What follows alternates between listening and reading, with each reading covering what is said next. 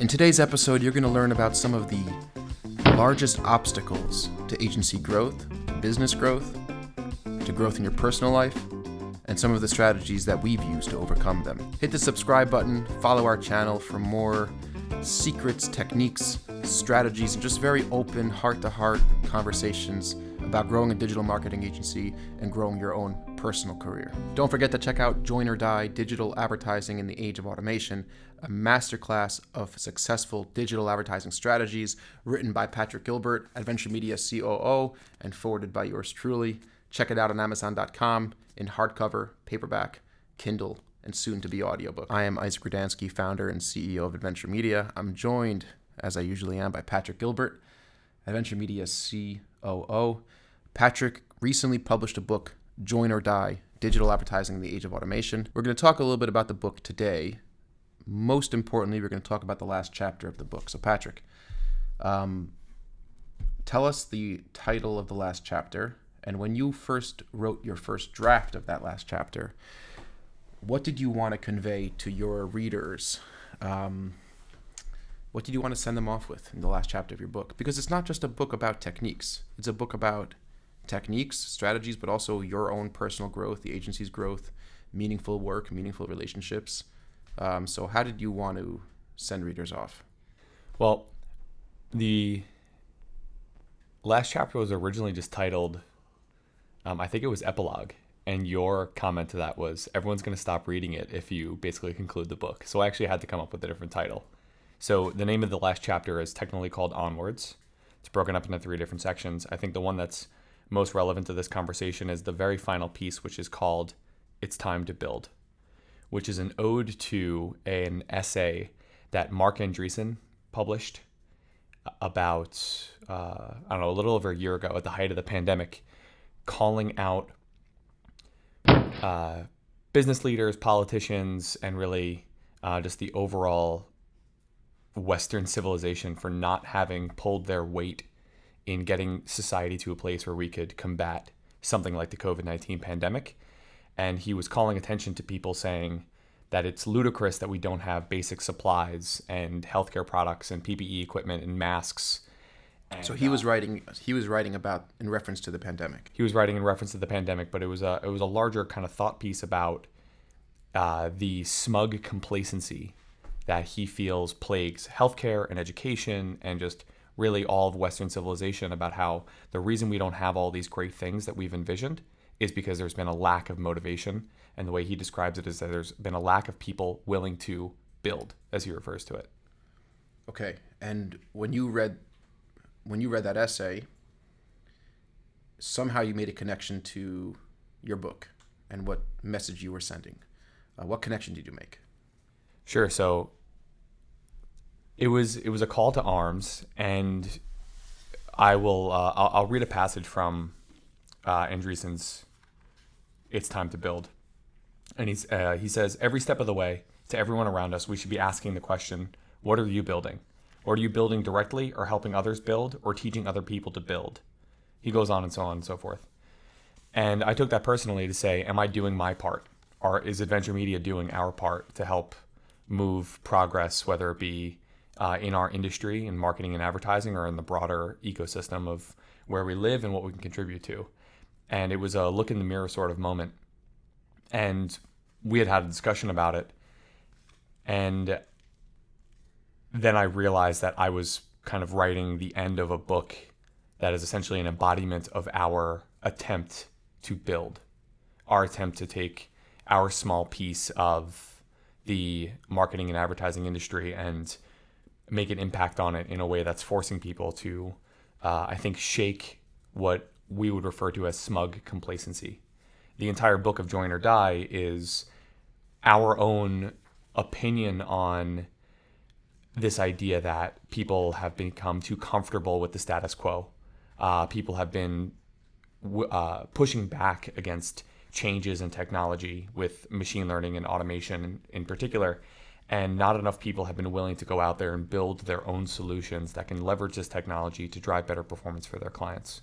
So I had sort of realized that that's essentially what the entire book is about. And it just happened to be at the same time that COVID-19 started taking off, and Mark Andreessen came out with this call to arms, bringing everyone about it. So it was sort of that look in the mirror type of thing. And I looked around and said, we are trying to build something here. And I do believe we have been building something, and I'm quite proud of it. But there's still a lot of work to be done for sure. I remember in one of the earlier drafts of that last chapter, and it's a personal chapter. It's like you talk about meaningful relationships. I think at some point, or in one of the drafts, you were communicating a feeling that we as an agency haven't built enough yet, or haven't built anything yet. And then you and I were discussing it, and you went back, not because I told you to, just through conversation. This is how I remember it, but I'm told all the time that I have a bit of revisionist history myself. But you changed the chapter, and in the next version, you said that we were building, or we had built already, or at least we built something that you were able to identify. And then the question is, are we helping others build? So what changed? What was that conversation? What was your initial feeling? And then what if anything, changed? That conversation did happen. I do give you the credit for that, because I think that it forced me to really think more about what I was trying to get across. I think I was afraid to attach any confidence to any sort of semblance of we've actually built something or we are building something, because it doesn't feel like that in the day-to-day. It feels like we go through the motions a lot, even though we really aren't. But I think that it was like kind of a vulnerable, insecure type of way for me to say, I would like to build. I aspire to be the kind of person that Mark Andreessen is trying to say is going to, change the world. And to me, that's sort of like the very CEO type of visionary mindset of this is the ideal vision and this is how we should all be acting. And then for me, that's always been like the aspirational. I would like to be able to do that, but realistically, I don't see myself as one of those people. And I think your discussion that you had with me was sort of like, no, realize that we actually are doing something. So I went back to the drawing board and I did realize, like I looked around and said, oh, what we're already doing is very different from what most other folks have been doing in the industry. So I think that there certainly was something to be built upon. And I was holding a book in my hand that actually was something that I built, which I didn't realize at first. And I think your conversation helped me get there. Andreessen talks about healthcare technology when he references smug complacency. You make an extension. You say that it exists. That smug complacency exists in our industry also, in advertising and agencies, marketing, maybe more broadly speaking. What do you mean? Where do you really pinpoint where you feel complacency is hampering progress the most, or the most noticeably? So I think from the top down, it's not just a marketing problem. It comes down from all facets of any larger organization with influence.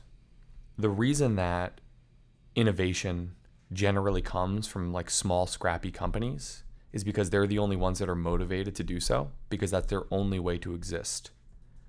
That's why, I don't know what the example might be. Take Uber, for example.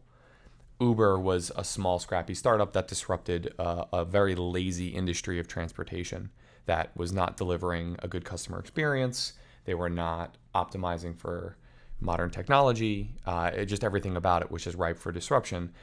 They should have optimized themselves, but they weren't motivated to. And I think the reason for that isn't because there's not smart people working at these larger companies.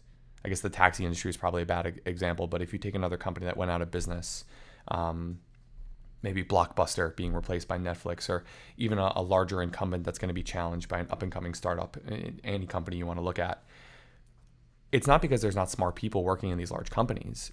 It's because that those individuals are not put in a place where they're incentivized to make risky decisions that actually drive innovation. People are happy with the status quo because that's how they earn a paycheck and that's how they go home to their families at the end of the day. And we see it all the time. We work with a lot of larger clients, and this certainly isn't the case across the board, but there are certainly people who their motivation goes from 9 to 5 and then it's over with. And ultimately they care more about their own career than the success of the company or the industry they work in. Now you multiply that by hundreds of thousands of people that work in a given industry, and you just have no absolute progress. At the marketing and advertising level, I think we've most seen it in terms of people not really caring about driving profit and performance for clients. And this is where my book, Join or Die, comes in. Because over the last maybe 15 to 20 years, advertising got absolutely off the rails and became out of hand, where nobody was held accountable to actually drive performance. They were measuring performance based off of things like impression count, click count, and overall spend that was loosely correlated to overall revenue that was generated by a given brand.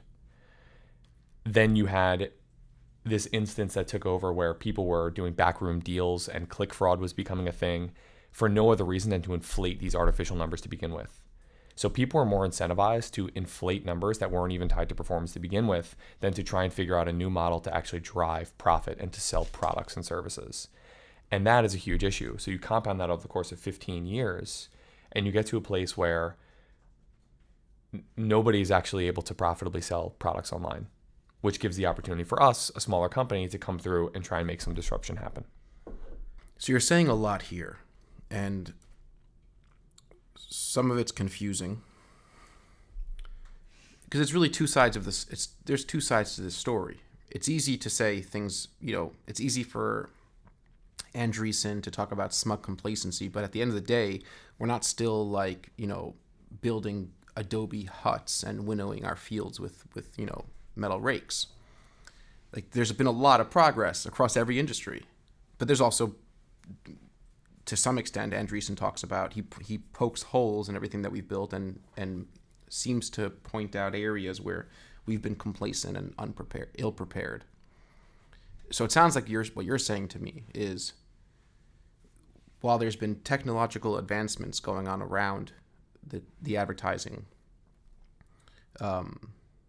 landscape, for example, Google's technology. Like, Google's been hard at work, and maybe Google as a whole, I'm sure at Google as a whole, you'll find plenty of people within the organization that are smug and complacent and hanging out at the cafeteria all day. But there's got to be some people at Google that are working hard, that are being driven by whatever incentive structure drives them. But what it sounds like, a lot of people in the agency business, or a lot of people who sit between the technology, or who are using technology but have a moral and fiduciary responsibility to their client, are taking the easy way out and taking from the technological advancements what they could take to make their job easier. Like, let's say your example, we could report now on impressions. Back in the day, when you sold newspaper ads, you couldn't report on impressions. You knew your circulation, but you couldn't report on viewable impressions. You had no way of knowing how many people looked at your ad. And those who were successful then didn't have the facade or the smoke screen that technology provides today with regards to reporting results and showing their clients what was happening. But today, we're what you're describing is a segment or trend that technology is advancing, but clients are actually getting the short end of the stick because agencies aren't doing the hard work of using the technology in a way that best serves the client. Is that what you're saying? In a way, yes. I don't think that necessarily defines the way I truly feel about it. I think it's a given agency is, or a lot of agencies are incentivized or want to do well for their clients. They want to drive good performance, but they're very risk averse or stuck in their ways and not willing to take big risks or do the hard things, do the challenging things that will help them elevate overall performance to the next level. And I think that's what comes down to the it's time to build conversation.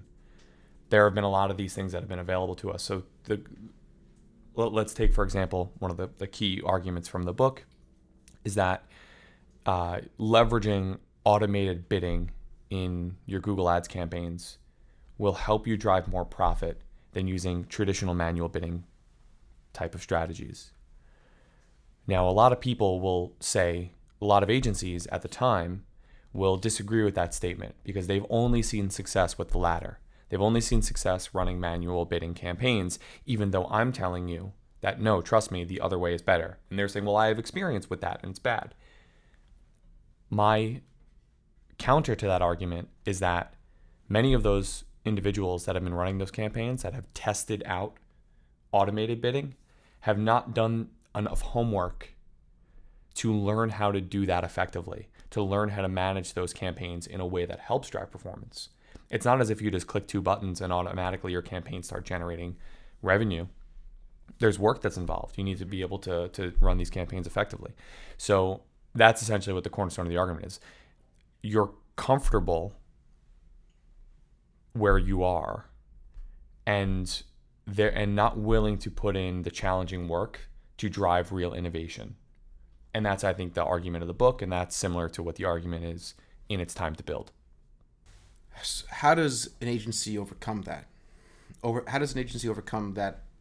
Maybe it's laziness, it's complacency. It's just like, I don't want to be bothered. Like, we all know how that feels. Like, this is how we do things. It took a lot of work to figure out how we do things.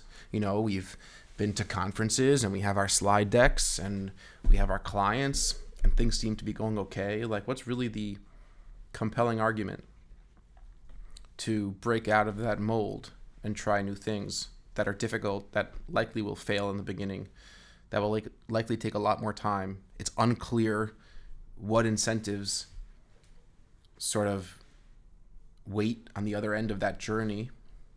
What did it for you? What did it for us? What did it for our business? I think it has to come from the top down. I think it has to come from a true commitment from the leadership to not just embrace change. In this case, it's embracing automation, right? But whatever your industry is, I think it's not just like, you have to go all in and you have to be willing to make the short-term sacrifices to be able to do that. We've put in a lot of policies, I guess not like real true policies, but we've put in a lot of guidelines over the years with what kind of clients we bring on, how we manage clients, how we manage campaigns, that are hard decisions because it's easier to take a different route. And we've received pushback from our team. We have a lot of people that work here that in the moment, they want to be able to appease a client. And we're saying, no, we have to go a different route. And that's an uncomfortable conversation, but that's the directive that has to come from leadership. I think that's the only way to drive change. But what do you think? I agree with you. I think there needs to be a culture of change. And I remember a quote about changing one's mind that I sent to you and Ari in an email, which outlined an opinion I had about something, which also clearly contradicted an opinion I had about the same thing 48 hours prior. So Ralph Waldo Emerson once wrote, "A foolish consistency is the hobgoblin of little minds, adored by little statesmen and philosophers and divines." So his point is that only small-minded individuals can understand what that quote means. Refuse to rethink their prior beliefs or changing their mind. So I think changing one's mind is admirable. Mm-hmm. There's a culture that changing your mind is a sign of weakness. And they say one of the most amazing, outstanding things about Amazon was they maintained this culture of change, like disproportionately to how big of a business that they became. And it was rare, if not without precedent, to have a company of that size to have that culture of change. Like, we'll just do something differently. We'll try this. It'll fail. Change opinions about things. So I think it's true. I think it's a culture of change that small businesses need to conscientiously inculcate. And it does come from the top. Mm-hmm. It's like if you have a boss or there's leadership that have a decision and they can't admit it was wrong, or they can't see the faults in it, or an opinion or a strategy, and then quickly change it and be like, it's not embarrassing. It's nothing to be insecure about. To me, it's just the opposite. Like, nothing shows confidence in being totally open and willing and quick to completely change your mind and be like, yeah, I said this yesterday, you're right. Because you see people getting into this argument all the time. It's like, you said that. No, I didn't really say that. I didn't really mean that. It's like, no, you misheard me. Prove it. I never said it. Show it to me. It's like, yeah, of course I said that. Yeah, and I'm saying something totally different now because I've been alive longer. I read something, I have a richer opinion on the topic. And that's an attitude, I think, which should be encouraged from the top down in a company, where change and looking for opportunities to change is something which is met with excitement, not as a deficiency, something to be treated as an ideal, not as, a worst case scenario. Right, but you also have to recognize that change, like anything in change, is going to be harder than the alternative. And that's the scary thing, I think. People like the idea of change. People like the idea of failing, right? There's a lot of, like, we've talked about this. There's this, like, failure pride that, like, startups have. But ultimately, these types of things are really hard. And you have to have a long-term type of mindset when you go into it. So how do you combat that? I think it's really hard to see that. I think a person's natural state is change is going to be harder. That remaining with the status quo will be easier. I might not be as successful, but it'll be easier. And there's a natural inclination in the human being to be pulled towards the easy way out. Just ask any one of us who didn't go to the gym today or whatever. It's like that's just the natural state of things.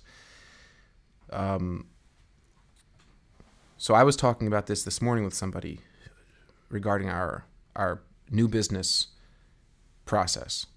So we've been doing audits for a long time. You know our audits. And an audit is an important part of winning new business for us. Clients and prospects want to see what our strategic thinking is like what are the areas for opportunity, whether it's in their Facebook campaigns or their Google campaigns or whatever. But we've been doing it the same way for too long. And that itself to me was like getting me uncomfortable. So part of this idea of a culture of change is like if you're a small company and you've been doing it one way for too long, you haven't updated your deck, you haven't changed the way you talk about things, like something's wrong. You got to dig a little bit. It's too stagnant. And when you start thinking that way, it makes it easier. Like you break down the defenses of change a little bit. It's like we're all in this together. I'm not dumping all the responsibility of change and adopting new processes on one person. It's like we're all going to change. We're all looking for ways to change. Change is fun. It's exciting. It's dynamic. You want to move. Change is movement. So part of overcoming it is doing it in a group setting. Like it's we're all changing together. It's going to be difficult, but also fun. Right. It gets exciting. Yeah. Yeah. And when you put it on one person, it becomes very stressful. But when you do it as a group, it's right. When you put it on one person, it becomes unbearable, almost. If one person is responsible for the change and takes responsibility for the change and for the outcomes, the success or the failure. And there's also a culture of freedom, like freedom to fail if you're changing. Like we speak about this a lot, where if people are making errors, mistakes, typos, whatever it may be, it's like, okay, just don't do it again. So there's very low tolerance here for repeating the same mistake. But we have a very high tolerance, like an unbelievably high tolerance for failure as a result of innovative ideas and change. Because what you learn, it's cliche, it's like a little trite, but what you learn and experience from those misses, it perpetuates the culture that produces the successes, which comes from change, which comes from innovation, change, doing things in a new way. Going back to my conversation earlier this morning, it dawned on me that, and this was a conversation that I had with you a little while ago, that we have to move away from just producing a very technical audit to pitching our business, to pitching the way we think as an agency, to understanding the insight that we'll bring to the table for a new client. Because that's, well, one, it's more fun, it's more exciting. Two, it's what's going to really help us. It's what's going to win us the business when we're being put up against other agencies that could also produce an equally impressive technical audit and an equally impressive list of best practices. And I've had a couple of recent experiences in new business proposals where it was a huge slide deck, a lot of it, the technical audit, but it was just totally clear to me that the only thing the client really latched onto was when I spoke about the way we think about growth, the way we think about strategy, the insights that we want to uncover for their specific business, understanding the competitors. In each case, it was a little bit different, but in 2 or 3 recent cases, it was not the audit or our technical list of best practices, red flags in the account, like do this keyword, whatever. So to me, it just became clear that we have to lean into that movement and figure that out and get better at it. And it's okay. Like if in 2 months from now we're doing, there's also like there's a little bit of a cognitive dissonance thing, I think, at play a little bit, that as far as resistance to change. Because let's just take this example for a second. You could take either example, whether it's we spent 5 years with single keyword ad groups, all these different keyword strategies, courses on the stuff, huge amounts of time spent making YouTube video tutorials, training, talking about it excitedly. And now we're going to do none of that. Or you take the example that we spend years pitching new business in this way, and then in a month from now, we might not do it at all that way. It's very uncomfortable because in a way, by changing, especially when you change dramatically, you're perforce unverbally admitting to some extent that everything we did wasn't as good as it could have been, or it was wrong, or it was wasting time. And any of those dimensions are very uncomfortable cognitively. Like humans are very much motivated to keep their prior behaviors and current behaviors aligned, because we don't like to feel like gross in this contradictory space. Like, well, yesterday I did something really bad. Today I'm not doing something really bad. Does that mean tomorrow I'm going to realize that what I'm doing today is bad? So it's uncomfortable to now say like, okay, it's like looking back at the stock market, right? Like in hindsight, it's like I could have made those picks. I could have been much better. It's like, I don't even want to look at stocks anymore because I can't deal with how uncomfortable the feeling is of looking back at my wrong picks. So part of, I think, getting behind change is like, yeah, that's okay. That's great. It's good to live that way. It's good to live in contradiction. It's good to admit that what you did wasn't perfect. It's a sign of a mature, forward-thinking, dynamic person and dynamic team. And the other part is also just focusing on the accomplishments. It's 2 things at the same time, like Ogilvy says, right? It's like an eternal discontent for your work, but it's also being able to appreciate good work. So let me go into the audit example. So in that, and it's like, okay, well, it's not just this is how we've been doing it for the last 5 years, but it's also the norm in the industry. So when there's a prospect that we would like to sign as a client, this is where it's important for the change to come from the top and to be able to have those uncomfortable conversations and to do those uncomfortable things. So when a salesperson comes and says, hey, listen, like I'm going to do this audit, and you're saying we're not doing these audits anymore, the natural response to that is, yeah, but you have to realize they're getting pitched by these 3 to 5 other agencies that are all doing audits, so we need to do an audit. And I think it's important for us to say no, just because that's how everyone else is doing it. That's literally the definition of smug complacency. We're doing this practice that is antiquated and is not a productive use of time, and in fact takes the conversation away from us being able to highlight the things that we're really good at. So even if a client, like we theoretically, in order to implement change, we need to be willing to occasionally lose business or lose an opportunity because we're drawing a line in the sand with that. Would you say that's a fair statement? Because it is an uncomfortable, and that's a salesperson that's trying to make a commission on signing this business. So that's a line that you have to draw. Yeah, it's hard to know how to draw that line, because when people become too iconoclastic and they're bucking the trends too drastically, then you lose too much business. You know, it's like, to some extent you have to conform. Like, okay, we need a website. Our website's got to be navigable. If you're an e-commerce store, just because you think like the shopping cart icon's really cool in the bottom left-hand corner, don't put it there. Like, no matter how cool and individual and like how change-oriented you want to be, there are certain conventions which is a given. It's like, how you talk and how you present yourself and professionalism and respect. So there's conventions, and it's a hard line to draw which conventions you don't want to meet. And it's part instinct, part experience, part experimentation. And it's part being excited to fail and learn. It's like, yeah, I might lose this business. We're going to do something. When we, with a recent client, they asked for an audit. They're spending like $80,000 a month on Google. They asked for an audit. And they were getting pitched by a number of agencies. And I looked at their account and I saw that like 95% of their search terms were branded.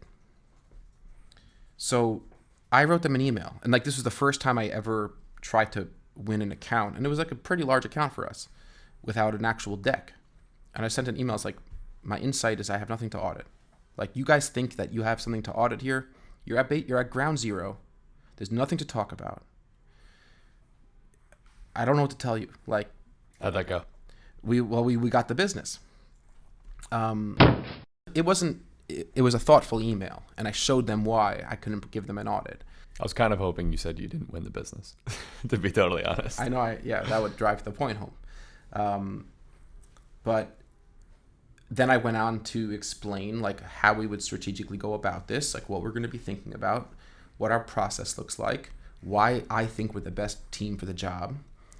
I gave them some insights that I had as far as their messaging and their overall, budget allocation across the performance channels that we manage. And that was that. And they probably got a lot of technical audits of this keyword opportunity, put this negative keyword in, change this bid, add the broad match modifier here. But I think I just maybe not unconventionally cut to the heart of the matter. But you also have to, if you're going to defy, one of the rules with web design is if you're going to defy a convention, you just have to you have to have a really good reason to do so. Not just because you think it looks. It has to be better. It has to be better. So to me, I made the judgment call, and the judgment call was I think that this was going to be a more resonant message to the prospect, that I have nothing to audit. We're starting from ground zero. We have a whole stretch of highway ahead of us, nothing but blue skies. So let's go. And that was the message I wanted to send, as opposed to an audit that I knew was going to be dry and something that won't be degrees better than any other audit that they were going to get. So yeah, it's to answer your question. It's a hard line to draw, but I would say the guiding principle would be, if you're going to change, you should be able to explain and understand, or at least feel strongly in your own heart, that this is right, that this is better. So let's tie it back into the "it's time to build" mantra. Mm-hmm. So this came out a little over a year ago. I wrote about it in my book. Has it been a year since? No. Well, the essay came out. Oh, the essay came out. It's Time to Build came out a year ago. And how long ago did we publish Join or Die? November 16th, but who's counting? It's not been? No, it's July 6th. Okay. Isaac's historically terrible with calendars. I have just time and. Yeah, no, you can't go skiing this month. That's the only thing that you know. It's can I go skiing? Can I not go skiing? Okay, now I have a framework to understand what month of the year it is. Seasons. Yeah. So no, it has not been a year of Join or Die yet. We're coming up on it pretty soon though. So the real reason that it's come up now back in conversation is because Mark Andreessen last month published another article titled "Technology Saves the World," which I think we can spend an entire episode talking about because it's sort of hilarious and flawed in its own way. But he credits the technology sector for having stepped up in his call to arms to build, and essentially having developed vaccines that helped bring us out of the pandemic. But in addition to that, he credits technology with things like teleconferencing and e-commerce and virtual grocery stores and basically everything that has allowed our society to continue throughout the pandemic, for better or worse, streaming, internet, things like that, but also in terms of being able to pull us out with vaccines. Now, he's saying that the tech sector has stepped up to build, and I think that's That seems fantastic. What's interesting about that, though, is that a lot of these pieces were already in place. Zoom was already a company. Shopify was already a company. A lot of companies were already earning their keep running digital advertising campaigns. I'm curious what you think as far as why did it take a pandemic to force that change? Because it was there all along, and I think that there wasn't enough motivation to drive that through. And I guess my real question is, going back to this whole conversation about how to force change in an organization, I think it's really hard, whether it comes from the top down, and we can say all these things, but what really does help drive people to change their ways and embrace the new challenging things? Well, there's two levels to this, I think. One is, like you said, these companies primarily existed already, right? So we had Shopify, we had Zoom, we had Google Hangout, we have Instacart. So technology was making huge strides, and in the efficiencies and conveniences that we have today. And like you pointed out in one of your recent Slack updates, it's like it's not that complicated. Like, good marketing, like you said, caters to the human condition. It's the message, like the didactic message of be responsible, sacrifice yourself for the greater good. It's like, it's nice in a tweet. It's not real. It's not real. No one thinks that way throughout the Dalai Lama does, but like you and I don't think that way throughout the course of a day. Like, we're just trying to make it back to bed in one piece. And if I could reduce my carbon footprint by selling me a car that goes from 0 to 60 in 2 seconds, like the Tesla, and that could be a really cool thing for me to have, and as a byproduct, there's less harm to the environment, then that's how you market the product. Like, that's how you get people to adopt it. Right. Because anything, whether it's, and I guess this ties it together, right? So like selling a change in your organization, like, hey, we're not going to do auditing, or selling a Tesla, still requires a level of marketing. You have to be able to frame the messaging here, and in order to foster change, whether it be behaviorally within an organization, or you're trying to motivate change in terms of getting somebody to buy something, it all comes down to marketing and messaging. 100%. And the idea of selling change in an organization or culturally, it'll never work if you get up on the pulpit and you say everyone has to change, because change is the mark of a great organization.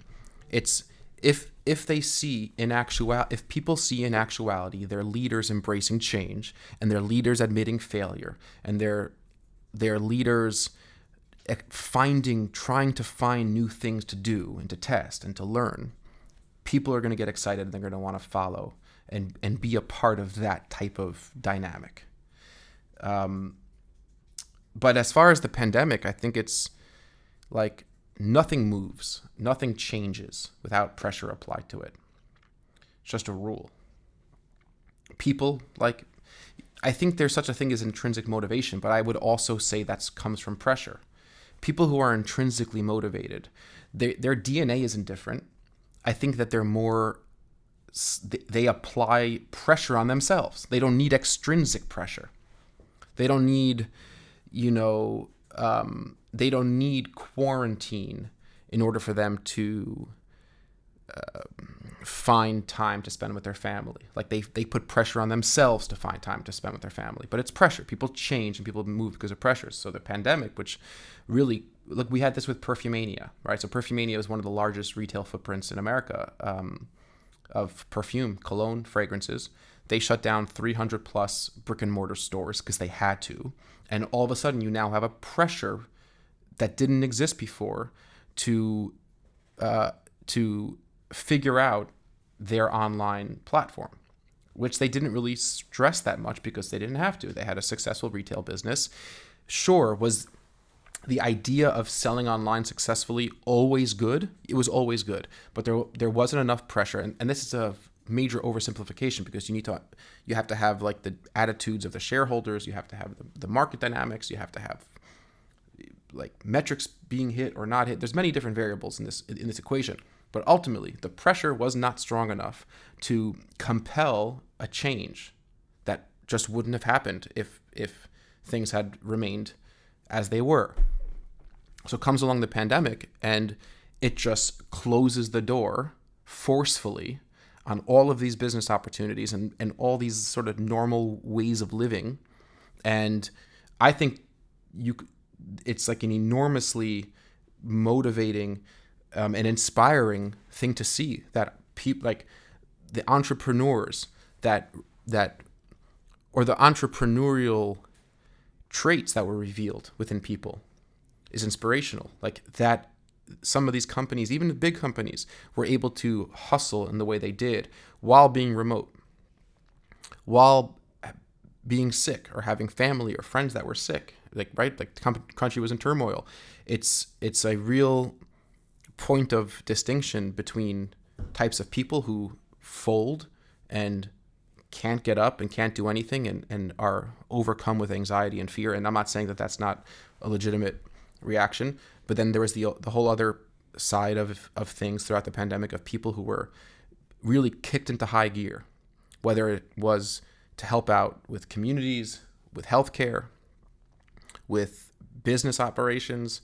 So I think, to Andreessen's point, we do find a lot of smug complacency, but I think at the same time we find an incredible amount of innovation and inspiration if you're aware and excited about feeling that pressure to change.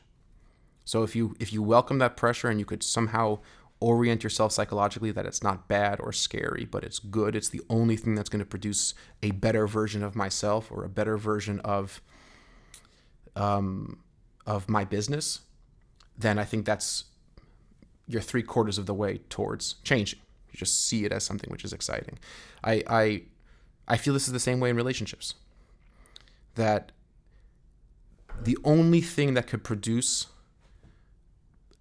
like the next degree of closeness between two people is being faced with an obstacle that those two people together overcome.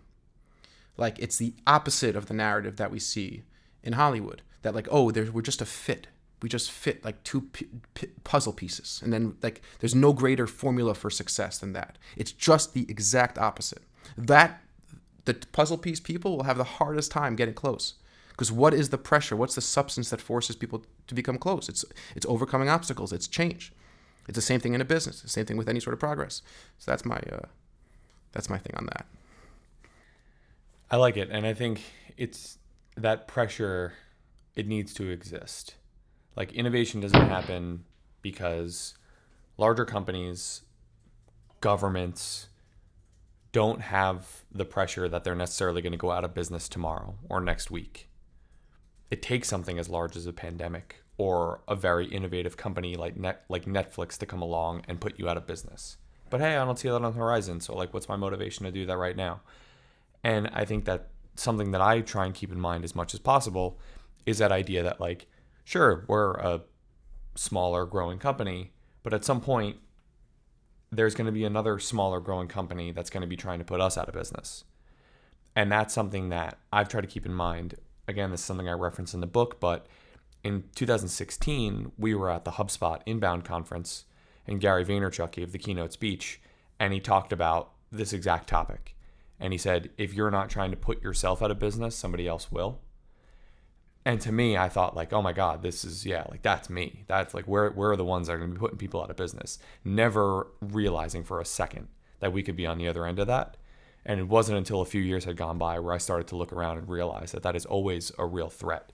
And I think that level of like anxiety to a degree has been motivating. And that is why we are constantly looking at almost everything we do and saying, I'm ready to throw this process in the trash. I'm ready to get rid of that technology. I'm ready to, start embracing this new type of advertising immediately, because everything that we do now is not going to be protected forever, and we need to be willing to change. Otherwise, somebody else is going to come and innovate us away. I really like that. And I remember that speech by Gary Vaynerchuk. And I remember saying years ago, 3 offices ago, like, don't tell clients we're an AdWords company. Don't put that on our website. Like, we're not an AdWords company because we will be out of business very soon. AdWords won't exist anymore. And then it didn't, because it's been Google Ads for 3 or 4 years. Right. And I think that if you're just I see this on the horizon, like a real, not a leveling of the playing field, a winnowing of the playing field. Because as cookies go away, you're going to lose a lot of these like fluffy technology companies that just plug into the same ad networks and pump up the arbitrage and the auctions. With cookie-based personalized targeting, it's going to go back to insight-based contextual targeting. At least that's the trend. Google's going to become more automated, where it's like there's less like, and it's not, and we're absolutely seeing that. Like it's clear as day over the last few years. Like that's what's happening. So I think that's really true. I think successful businesses have that attitude, and I'm not saying that there are not any sycophantic, megalomaniac corporate CEOs in America today, but the media, they're too quick to dismiss large businesses as being just like driven for power, where you see Amazon, Google, Apple, right? Like these are big businesses, and now I don't know if you saw in the Wall Street Journal, there's a big move to break up these monopolies by government. And there was an interesting article like that sort of outlined like what specifically would change if Amazon was now two separate companies, one for thirds, whatever. But we look at the founders and be like, they're just obsessed about power. I think there's more to the story. These are people from the very beginning were afraid of being put out of business. Yeah. And that fear drives them now the same way it drove them. Like, I remember seeing this about Steve Jobs, and say about him what you will. Like, he could have been it seems like he was a pretty horrible person. But when he was Apple, like he would talk about like the last few years of his life, like little lawsuits going on and like whatever, like as if he was like the victim.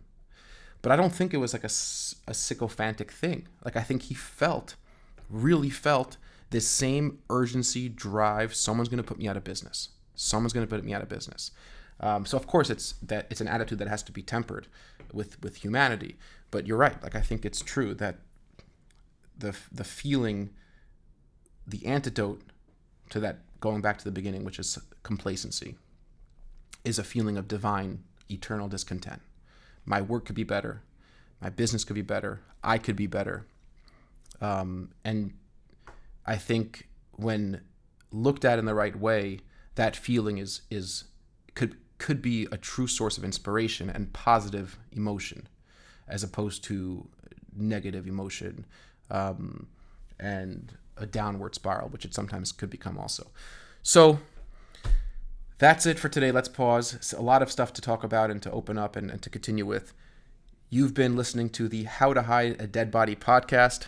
Once again, pick up your copy of Join or Die, Digital Advertising in the Age of Automation, in hardcover on Amazon.com, written by Patrick Gilbert. And last question, as we inaugurate our podcast studio, it's coming along with our Sennheiser products. That's not a paid promotion. Sennheiser is our proud client. What's the best place to hide a dead body? Well, prior to today, I would have said in the back room of our office that had just been like a storage closet. But now that we've made it into this beautiful podcast studio, I can confidently say that it's on the second page of Google. Very nice. We'll see you guys in the next episode.